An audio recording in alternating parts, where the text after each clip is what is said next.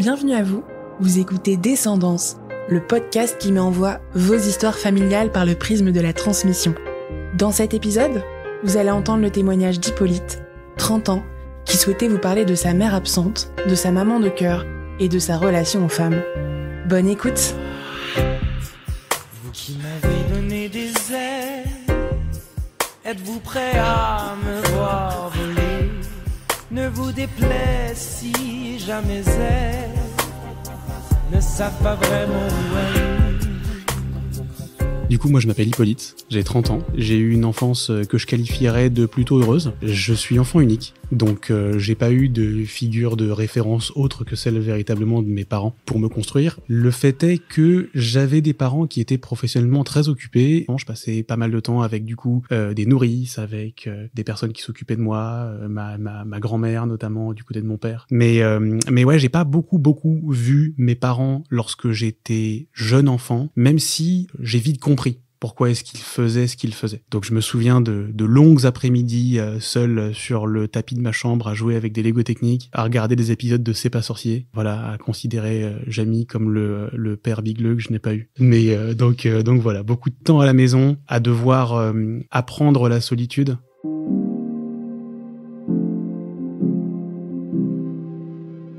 Ma mère a été d'une certaine manière assez absente dans mon enfance. En tout cas, c'est le ressenti. C'est-à-dire que je suis sûr que si vous demandiez aujourd'hui à quelqu'un qui m'a vu enfant, il vous dirait que oui, ma mère était là avec moi lorsqu'elle me tenait la main dans le parc à jeux, etc. Mais ma mère, même si elle était là physiquement, m'a toujours semblé être quelqu'un d'un petit peu absent. J'ai des souvenirs précis de soirs à table où on est avec mon père et ma mère devant notre bol de soupe et ma mère nous dit « Bon, les garçons, j'ai quelque chose à vous dire. En fait, la semaine prochaine, je pars pour une retraite spirituelle de 3 mois dans les Pyrénées avec des copines. Donc voilà, bon courage, commandez-vous des pizzas. » Bon, d'accord. Donc voilà. Et en fait, fatalement, l'absence de ma mère a contraint mon père à embrasser la parentalité au sens large du terme. C'est-à-dire que c'est lui qui s'est occupé d'être mon père, mais qui s'est aussi occupé d'être la mère qui était absente. Parfois. Et donc mon père a pris soin de moi de la même manière que les mères de mes amis prenaient soin d'eux. Donc j'ai des souvenirs très précis de mon père venant me chercher à l'école, mon père m'emmenant jouer au parc, mon père jouant aux petites voitures avec moi,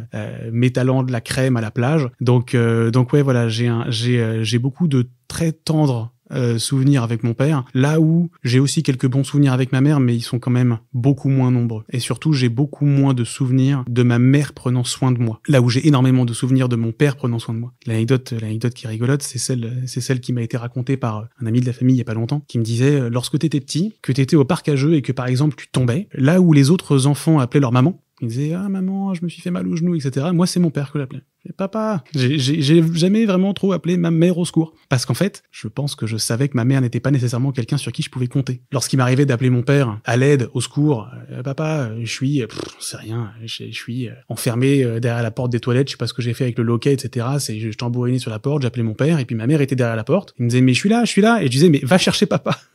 Ma mère s'occupait de moi comme elle pensait qu'il fallait qu'elle fasse. Moi, j'étais content d'avoir quelqu'un qui s'occupait de moi, mais je ressentais pas nécessairement la tendresse et l'affection qui pouvait être, et l'attention qui pouvait être celle que mon père me portait. J'avais le sentiment que ma mère s'occupait de moi parce qu'il fallait qu'elle s'occupe de moi, plus que parce que il y avait un élan d'amour véritable et un besoin de protéger son fils.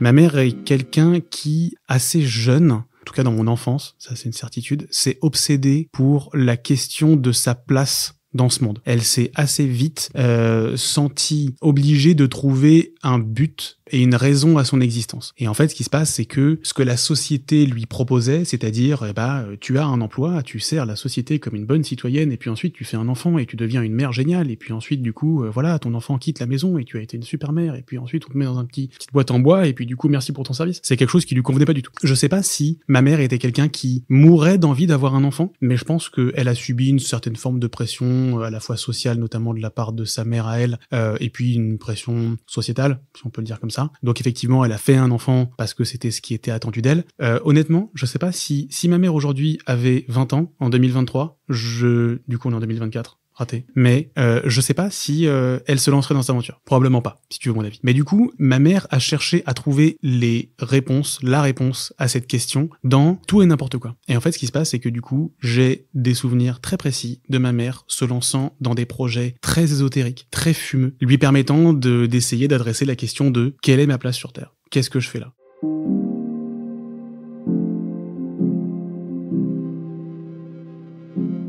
J'ai réalisé relativement tôt dans mon adolescence que ma mère était un panier percé. Tout l'argent que ma mère gagnait, et c'était pas non plus des milliers d'euros, partait dans des formations, dans des herbes, dans des trucs qui, en plus, au fur et à mesure que le temps passait, ne la rendaient pas plus heureuse. Beaucoup d'argent, beaucoup d'énergie et beaucoup de temps investi dans des solutions qui, en fait, n'en étaient pas. Et quel dommage. Quel dommage pour elle et quel dommage pour les gens autour d'elle. Je sais que si elle était pas là, c'est parce que elle était là pour personne, elle était même pas là pour elle-même. Elle se cherchait, elle avait besoin de trouver des réponses et elle était l'ombre d'elle-même. Elle était véritablement un fantôme. J'ai des souvenirs d'elle qui erre en salopette et en pyjama dans la maison à 15h30, en train de se faire un thé et un peu d'errer entre la chambre et le salon. Et du coup, ce qui est triste, c'est qu'effectivement, pendant toute mon enfance, j'ai vu ma mère en quête de ses réponses et en quête de cet état de satisfaction et de plénitude qu'elle n'atteignait jamais. Et donc, fatalement, ça faisait de ma mère quelqu'un de pas très très heureux, ou alors en tout cas qui donnait l'impression de pas être quelqu'un de très très heureux et très très épanoui. Et quand on est enfant et quand on a 7 ans, on se pose pas la question de savoir comment et pourquoi, mais on ressent toutes ces choses-là. Et en fait, ces énergies qui sont pas forcément des énergies positives vous atteignent. Et en fait, soit vous vous en protégez et vous construisez une petite carapace, peu de rejet, de l'ordre de ce que tu ressens et ce que tu vis ne m'intéresse pas parce que je sens que c'est pas bon. Et donc du coup, je vais pas m'y frotter. Ou alors tu rentres en empathie et tu es malheureux avec la personne qui souffre. Moi, j'ai plutôt fait le premier choix, le choix de me protéger.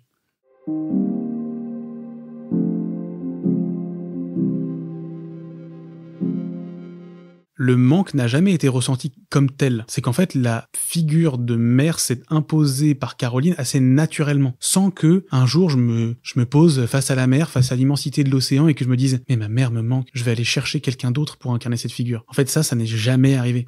Lorsque mon père était jeune, il était ami, puis il s'est mis en couple avec une jeune femme qui s'appelle Caroline, avec qui ils sont restés ensemble, pendant des années. Ils se sont séparés pour des raisons qui les regardent, mais en fait, juste après s'être séparés, mon père rencontre ma mère et Caroline rencontre la personne qui va devenir son mari. Mon père et ma mère ont un enfant, Caroline et son mari ont 3 filles.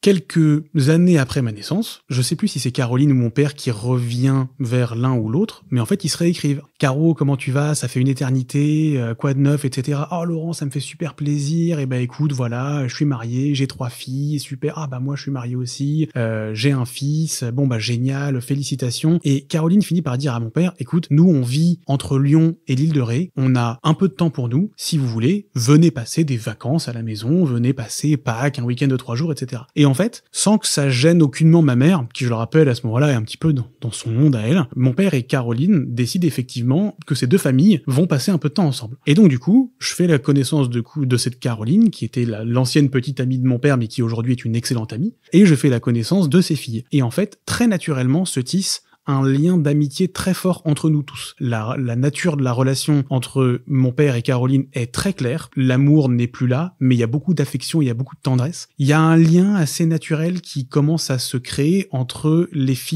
3 filles de Caroline et moi. À ce moment-là, je pense que je dois avoir 4 ans, 5 ans, quelque chose comme ça. Donc on commence à passer beaucoup de temps ensemble, sur des week-ends de 3 jours, sur des vacances, sur toutes les vacances scolaires, plein de trucs, etc. Et même des fois où en fait mon père et ma mère décident de me dropper chez la famille pour me faire passer un petit peu de temps, avoir du temps tranquille, etc. Et donc je commence à créer un lien, à tisser des liens très forts avec cette famille. Et en fait, ce qui se passe, c'est que le temps qu'on passe ensemble prend la forme d'un schéma assez rigolo, c'est-à-dire que mon père s'occupe des filles comme si elles étaient les siennes, et Caroline s'occupe de moi comme si j'étais son fils. En fait, c'est eux deux qui incarnent la figure des parents pour c'est 4 mômes. C'est eux qui nous rincent avec le jet d'eau lorsqu'on revient de la plage. C'est Caroline qui nous fait prendre les bains, les machins.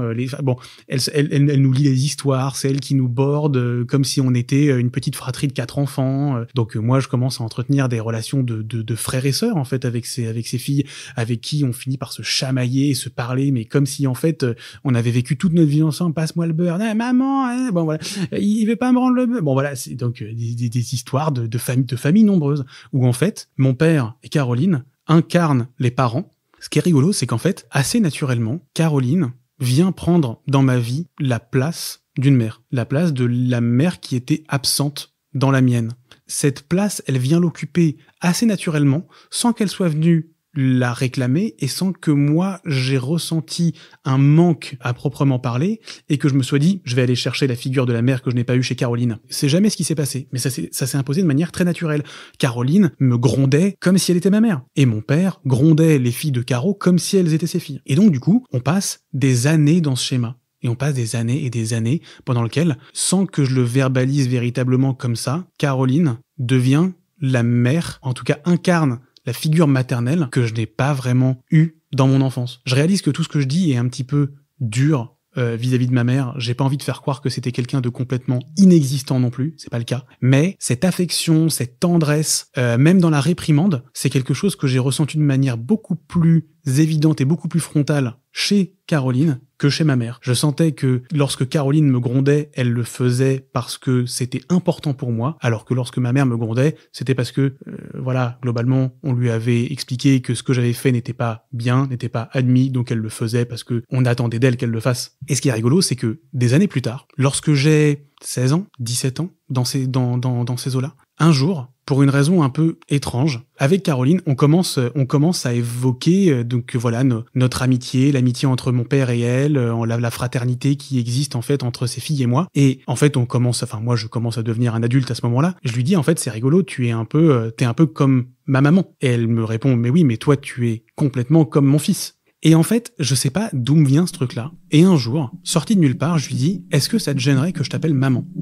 Donc là, elle est un petit peu gênée. Je sens qu'en même temps, ça lui fait très plaisir et elle est touchée par ce geste. En même temps, elle a l'intelligence de se dire, c'est peut-être pas nécessairement une bonne idée. J'ai pas envie de bousiller un schéma familial non plus. Et donc là, Caroline fait quelque chose de très rigolo. Elle décroche son téléphone et elle appelle ma grand-mère, la mère de mon père. Donc du coup, qu'elle connaît effectivement très bien, puisque du coup, ma grand-mère la connaît elle l'a connue quand elle était toute petite. Voilà, elle a passé des années du coup dans son foyer. Donc elles des deux se connaissent très bien et s'entendent hyper bien. Ma grand-mère est psychologue. Je pense que c'est important de le noter aussi. Caroline l'appelle et lui dit Josette, est-ce que tu penses que c'est grave? Est-ce que tu penses que je devrais laisser Hippolyte m'appeler maman?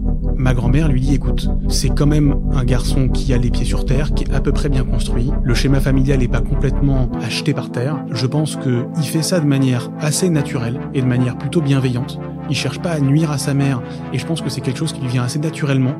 Si c'est quelque chose dont il a besoin, dont il a envie et qui toi ne te gêne pas, je pense que tu devrais lui octroyer ce droit. Et donc effectivement, Caroline raccroche et finit par me dire écoute, ça ne me gêne pas du tout. Et si tu décides de m'appeler maman, moi je vais t'appeler mon fils. Et donc du coup, pendant des années, je suis allé à l'île de Ré, les voir, etc., en Charente-Maritime. Et lorsqu'on se baladait avec Caro, etc., on rencontrait ses copains, ses copines. Elle disait, je vous présente mon fils. Bon, voilà, vous l'avez pas vu, mais il vit à Paris, il fait ses études à Paris, etc. Et donc, c'est rigolo.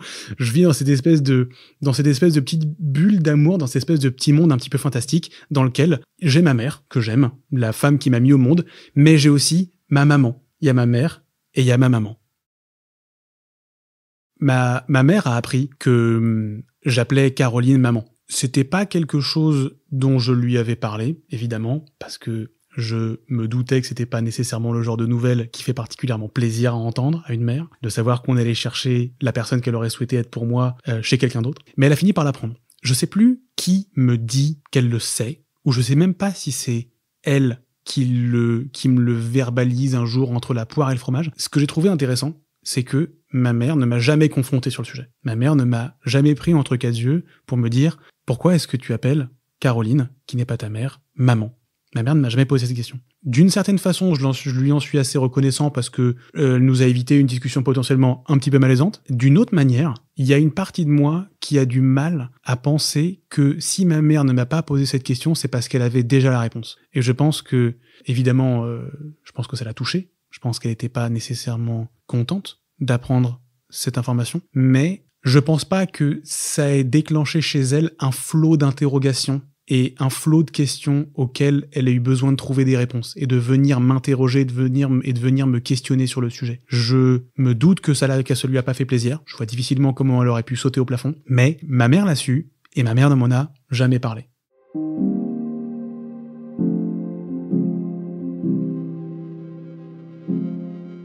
Caroline est quelqu'un qui a su incarner pour moi, dans mon enfance, la figure d'une mère stable et d'une mère qui savait où est-ce qu'elle voulait aller, qui connaissait son but, qui n'avait pas de doute sur sa mission.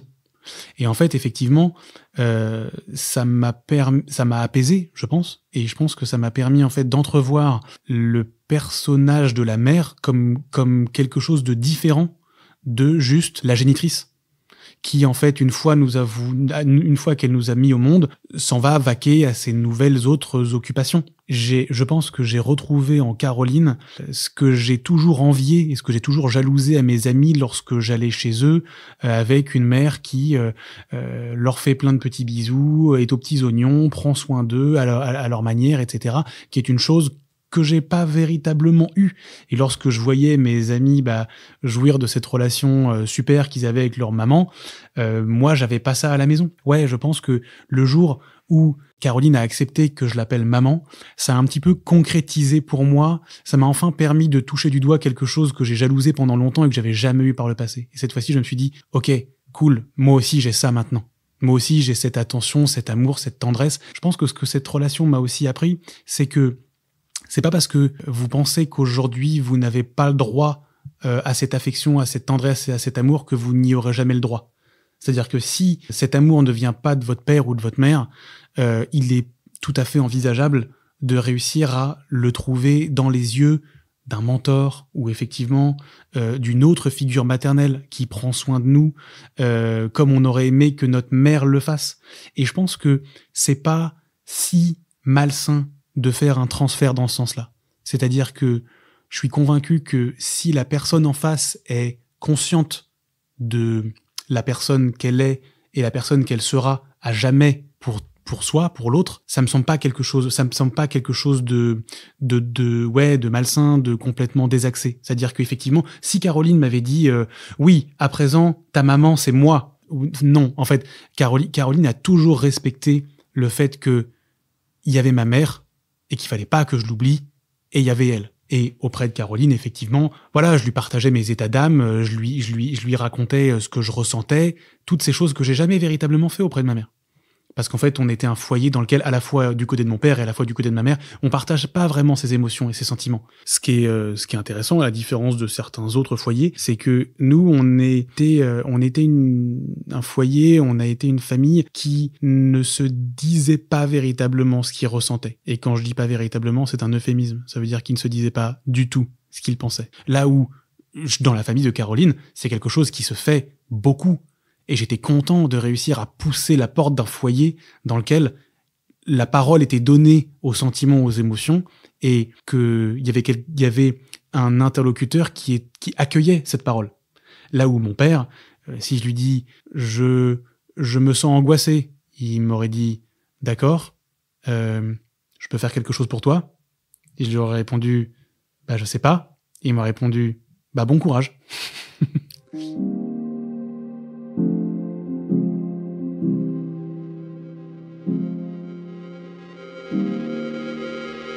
C'est évident que l'histoire qui est la mienne et la relation que j'ai eue à mes parents et particulièrement à ma mère a affecté la personne que je suis aujourd'hui et a fait de moi la personne que je suis aujourd'hui, il n'y a absolument aucun doute à ce sujet. Le constat de l'absence de ma mère dans ma petite enfance, c'est quelque chose qui est relativement récent. En fait, je me suis jamais réveillé un matin avec une épiphanie en me disant « Mais c'est vrai que ma mère n'a pas été là lorsque j'avais besoin d'elle et que j'étais petit. » Ça s'est jamais vraiment présenté de cette manière-là. C'est quelque chose qui m'est apparu lorsque je me suis penché sur d'autres problématiques, notamment mon rapport aux femmes. Sachant que, comme je vous le disais juste avant, Caroline a remplacer, en fait, à combler un petit peu ce manque d'amour maternel et d'attention et d'affection, ce qui fait que j'ai pas eu l'impression de me construire complètement dépourvu de ce sentiment-là. J'ai rencontré autour de moi des gens qui avaient manqué véritablement d'un père dans leur vie ou d'une mère dans leur vie. J'ai pas l'impression de souffrir des mêmes séquelles. Je pense qu'effectivement, l'absence d'affection et d'attention maternelle dans mon enfance a participé à faire de moi quelqu'un d'un peu, je pense, résilient et surtout de très autonome dans ma capacité à ne pas dépendre des autres. C'est à la fois une bénédiction et une malédiction, c'est-à-dire que je ne supporte pas dépendre de quelque chose ou de quelqu'un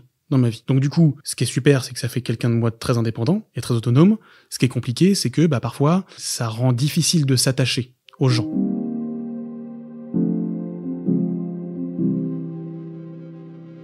J'ai le sentiment que mon rapport aux femmes est plutôt sain. Le problème qui va être le mien s'exprime dans le cadre d'une relation sentimentale. Je suis quelqu'un qui a très longtemps eu tendance à s'aborder ses relations. Pour une raison que j'ai jamais vraiment très bien compris. Est-ce que c'est parce que je reproduisais un schéma familial, genre mon père, ou est-ce qu'il y avait quelque chose d'un peu plus profond? Et puis, une fois, bon merde, j'ai merdé.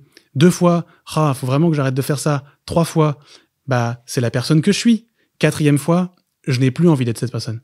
J'ai envie de faire en sorte que ça change et il faut que je travaille sur les raisons qui me poussent à me comporter de cette manière-là. Parce que j'ai envie d'être quelqu'un de différent, mais j'arrive pas à faire autrement.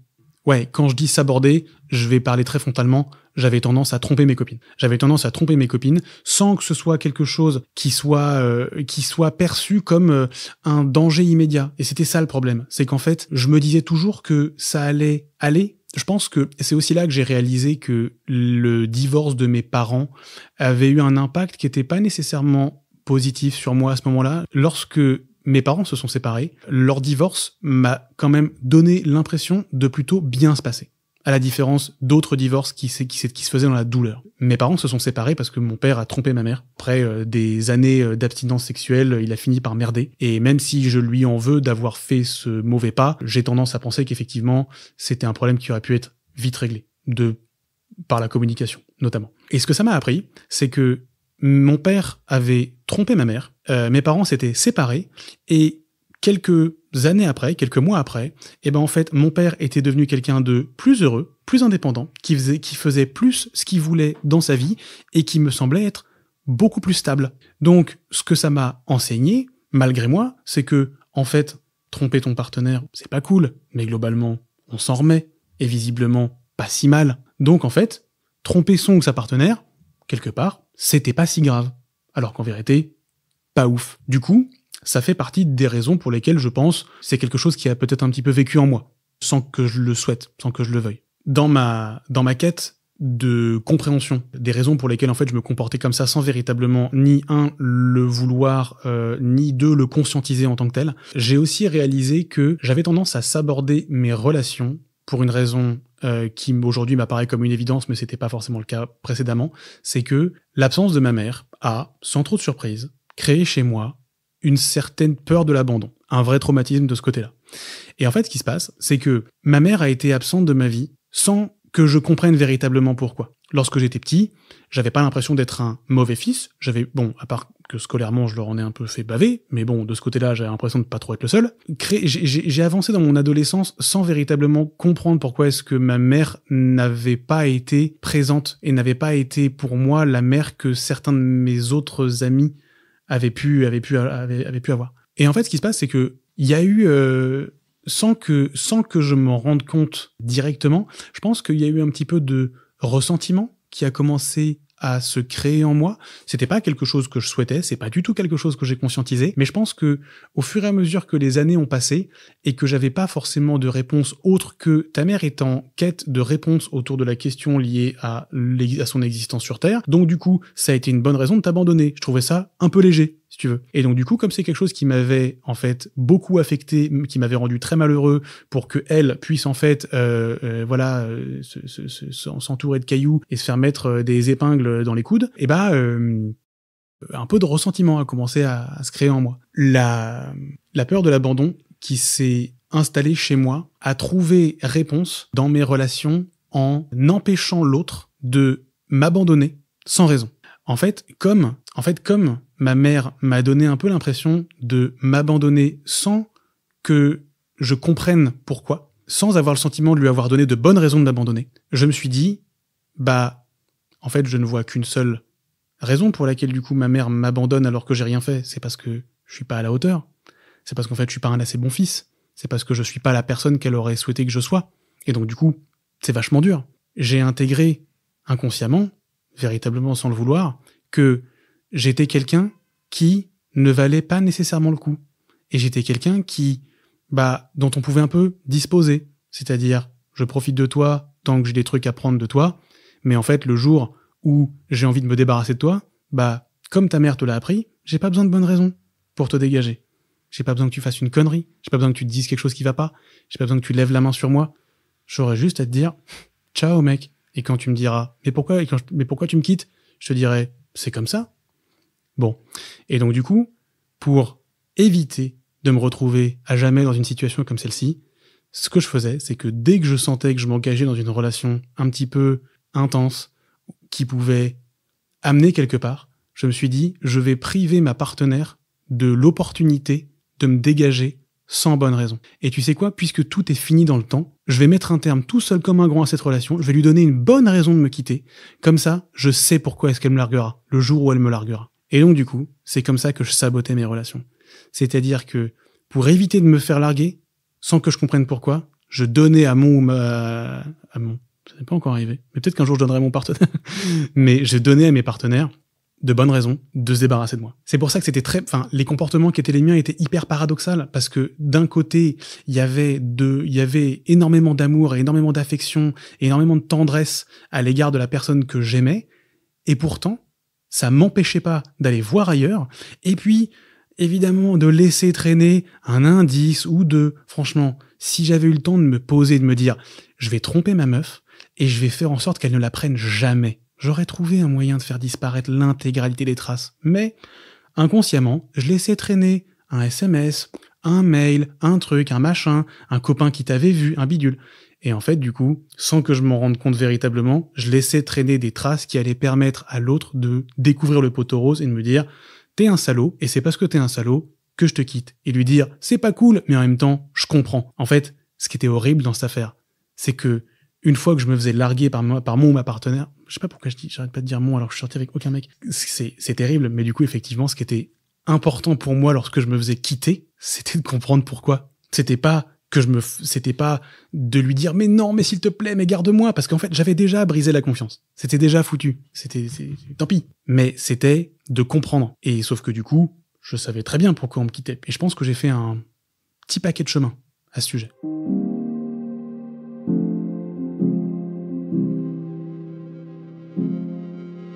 Je sais pas si j'ai aujourd'hui réussi à tacler ce vieux démon une bonne fois pour toutes. J'ai l'impression que oui. Aujourd'hui, je suis engagé dans une relation avec une nana super, avec qui ça se passe bien. On a fait beaucoup de chemin de ce côté-là. Elle m'a aidé à faire beaucoup de progrès. Je pense que déjà, comprendre les raisons qui me poussaient à faire ça m'ont permis déjà de porter un regard assez neuf sur ces comportements que je n'expliquais pas vraiment à l'époque.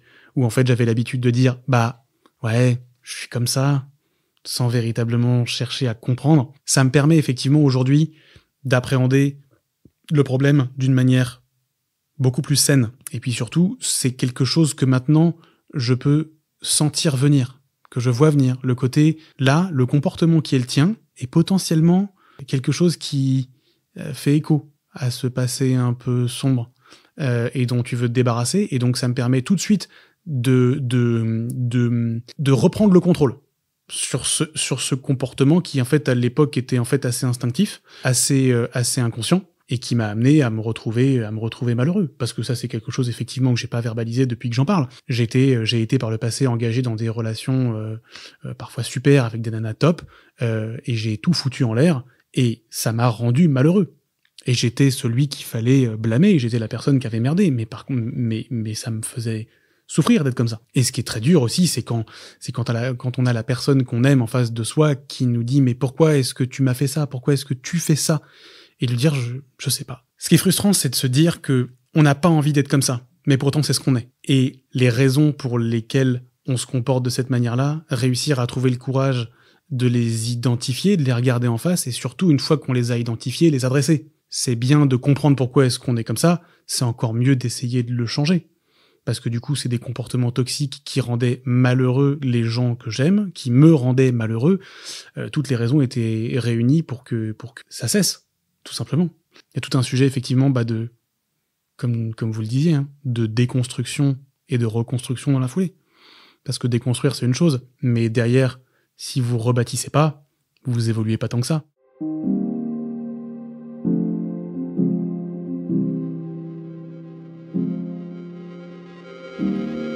Depuis quelques années, depuis en fait que je suis adulte et que j'ai des discussions à cœur ouvert avec ma mère, je sens qu'il y a chez elle une envie de reconnexion. Alors, j'ouvre la porte aussi à ce lien qu'elle cherche à rétablir entre nous, parce que je sens aussi que ma mère a fait beaucoup de chemin entre le moment où j'étais enfant et aujourd'hui, et ma mère s'est franchement apaisée dans la quête dont je vous parlais de sens dans sa vie.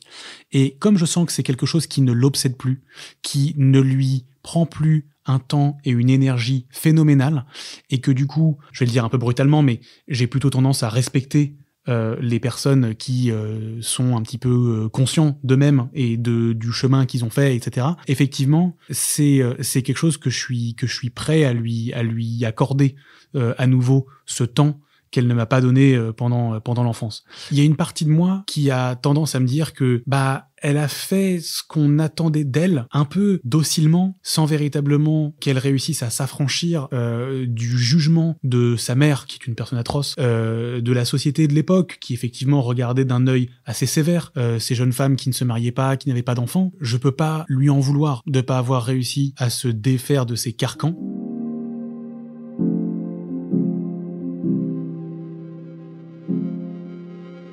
Quelques longs mois maintenant, j'ai appris à ma mère que j'avais entamé un travail avec un psy, que ça me faisait beaucoup de bien. Et ce travail, donc elle m'a questionné autour de la nature de nos discussions, et je lui ai raconté que pour l'instant, je parlais beaucoup de mon père, parce que j'avais des petits trucs à régler de ce côté-là, mais je lui ai pas omis de lui dire « Ne t'inquiète pas, tu es la prochaine sur la liste. Tu vas passer également à la casserole. » dans les murs, entre les murs de chez mon psy. Et je pense que entendre je me fais suivre, parce que j'ai des trucs à raconter sur mon enfance, et j'ai potentiellement des trucs à régler vis-à-vis des choses que j'ai pu vivre, ou vous avez pu me faire vivre. Je pense que ça a un peu été aussi pour elle une prise de conscience. Ce qui est très intéressant, c'est que lorsque ma mère a appris que j'appelais Caroline maman, elle n'a pas nécessairement déclenché ce temps et cette affection et ce besoin d'attention. En revanche, lorsque je lui ai dit « je suis en train de décortiquer l'enfance que j'ai eue et que vous m'avez fait vivre, et décortiquer ces différents éléments me permettent de comprendre tout un tas de choses et de régler tout un tas de problèmes », elle s'est dit « aïe, effectivement, ça c'est mon terrain, ça c'est moi, donc je vais mettre toutes les chances de mon côté », je pense. Et je pense que c'est inconscient, et moi j'en suis plutôt content. Je suis plutôt content que ma mère se dirige à nouveau vers moi et souhaite passer du temps avec moi. C'est quelque chose qui me fait très plaisir.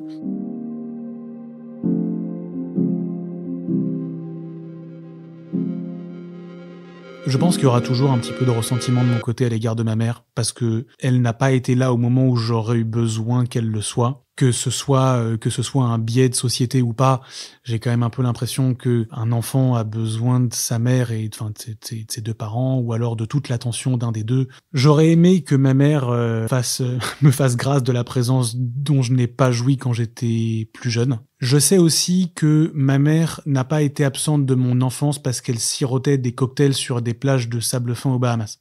je sais que le temps que ma mère n'a pas passé avec moi n'est pas du temps pendant lequel elle s'est éclatée à faire quelque chose d'autre. Je lui en veux pas de ce côté-là.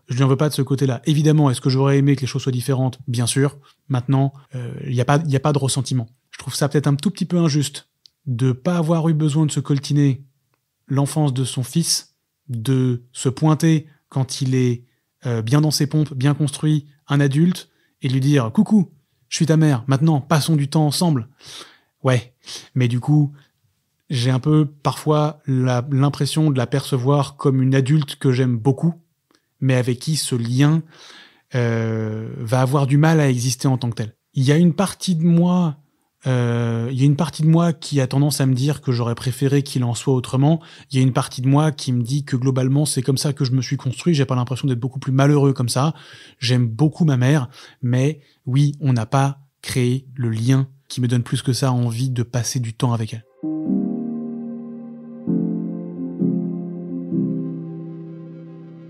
Ce que cette expérience avec ma mère m'a appris, c'est aussi à identifier les comportements dont je ne veux pas chez ma partenaire.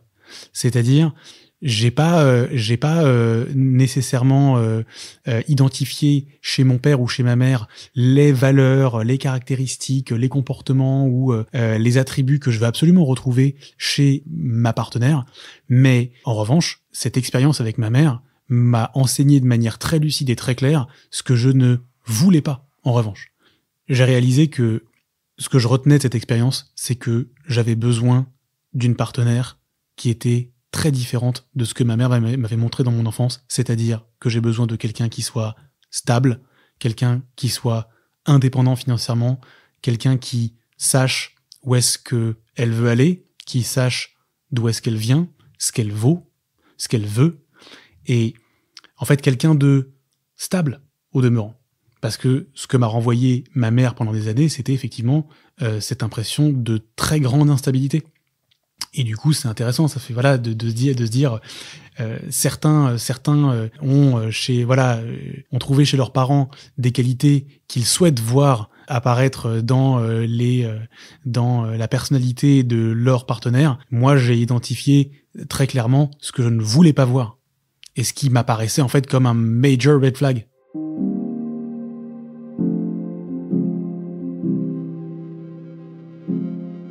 On n'a pas encore eu, ma mère et moi, de discussion directe vis-à-vis de ça. On n'a encore jamais adressé ce problème frontalement. Je lui ai jamais dit ce que je pensais aujourd'hui de mon enfance, ce que j'avais compris de mon enfance, ce que j'avais appris, et je lui ai jamais fait part du chemin que j'ai parcouru ces quelques dernières années, ces 2 dernières années notamment. Je pense que cette discussion aura lieu un jour. Je pense aussi que cette discussion n'a pas encore eu lieu parce que je la préserve. Je pense aussi que c'est pas une discussion qui va être marrante, ni pour elle, ni pour moi. Moi, j'ai globalement l'impression d'être plutôt en paix avec ce que je pense et d'être plutôt apaisé vis-à-vis des croyances et des certitudes qui sont les miennes. Maintenant, je sais aussi que ça va être quelque chose de dur pour elle parce que malgré son absence, ma mère est quelqu'un qui m'aime énormément et il y a pas de doute à ce sujet.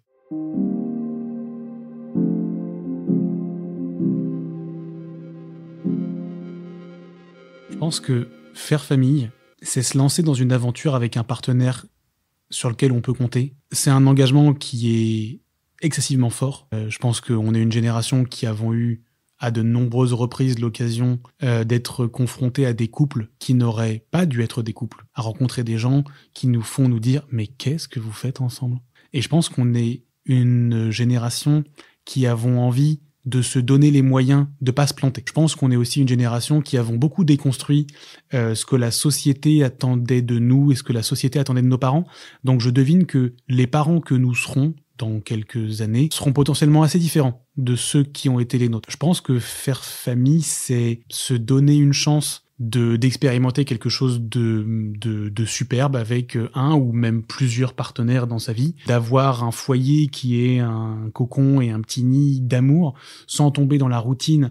C'est le point d'ancrage, c'est un peu le phare dans la nuit, qui nous fait nous dire, il y a des choses qui vont et qui viennent dans la vie, mais mes enfants seront toujours mes enfants, ma compagne sera toujours la mère de mes enfants, qu'on soit marié, qu'on soit divorcé, qu'on soit à l'autre bout de la planète. Je pense que c'est une continuation assez évidente et assez logique de l'animal social qu'est l'être humain.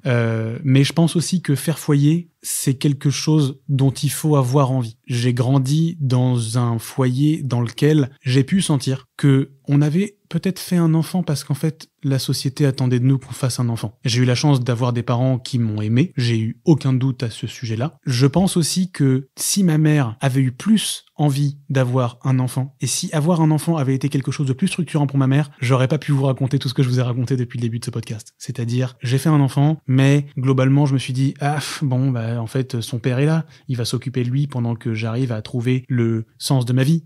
J'ai plutôt tendance à penser que t'aurais dû faire l'inverse. T'aurais plutôt dû trouver le sens de ta vie, réussir à savoir qui tu es, avant de te lancer dans l'ambition de fonder famille. Donc je pense que malgré la pression, parce que je sais aussi que la nature n'est pas aussi juste avec les hommes qu'avec les femmes, parce que comme Marie nous l'a appris, en fait, il y a un moment, pour les femmes, c'est plus compliqué d'avoir des enfants, alors que Robert De Niro vient apparemment d'être papa à 82 ans, ce qui est hyper inquiétant. Je pense que faire famille, c'est quelque chose que l'on doit sentir en nous. J'ai du mal à croire que c'est quelque chose à travers lequel il faut passer, comme le brevet de collège, puis le baccalauréat, puis le permis. Je pense que c'est quelque chose dont il faut avoir fondamentalement envie avant de se lancer. Et pour ça, il faut que les conditions soient réunies. C'est-à-dire, ne vous engagez pas dans une relation avec quelqu'un en qui vous n'avez pas confiance, sur qui vous ne pouvez pas compter. Je pense qu'il y a de nombreuses heures chez le psy qui auraient pu être épargnées si certains parents s'étaient posé les bonnes questions avant de faire des enfants. Et je pense que avoir envie de faire des enfants, c'est tout à fait naturel. Je pense qu'il en va aussi de la question de savoir pourquoi est-ce qu'on fait des enfants.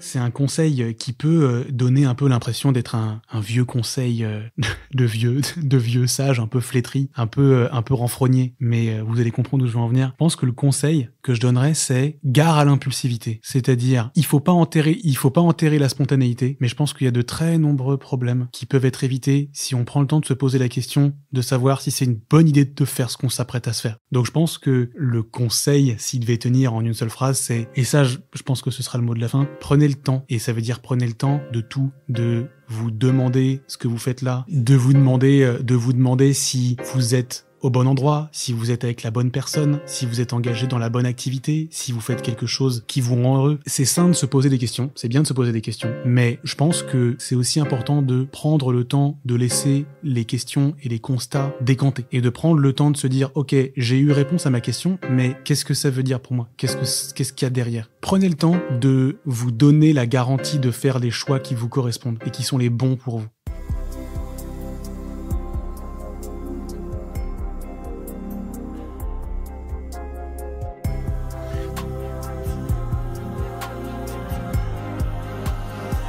Vous venez d'écouter Descendance, un podcast créé, réalisé et monté par Alice Fidel et Clara Elters.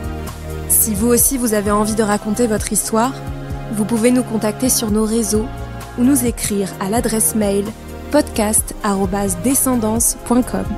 La musique originale et l'habillage sonore ont été réalisés par Valentin Caillon et Gwenaëlle Renaud et le mixage par Raphaël Martin. À très bientôt pour un prochain épisode